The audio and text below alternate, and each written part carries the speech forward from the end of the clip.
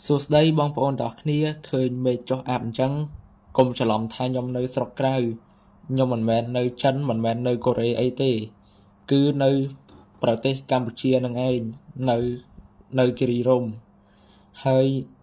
ខែ12នេះគឺនៅគិរីរម្យចុះអាប់ច្រើនមែនតើ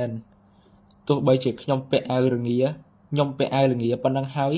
នៅមានអារម្មណ៍ថាវារៀងល្ងាដែរចុះតម្រាំតែដោះអាវល្ងាទៀតមិនដឹងថាល្ងាយ៉ាងម៉េចទេខែ12នេះចុះអាប់ច្រើនណាស់នៅគិរីរម្យហើយនៅគិរីរម្យនេះគឺសុវត្ថិភាពទេតំបន់ទេសចរផ្សេងក៏សុវត្ថិភាពដែរហើយជារៀងរាល់ថ្ងៃប្រទេសកម្ពុជានៅមានភ្ញៀវទេសចរចេញចូលរាល់ថ្ងៃដែរទេប្រទេសយើងឥឡូវនេះសុវត្ថិភាពទេអញ្ចឹងបងប្អូនអាចមកដើរលេងនៅគិរីរម្យខែ12នេះដោយសប្បាយរីករាយបានគឺ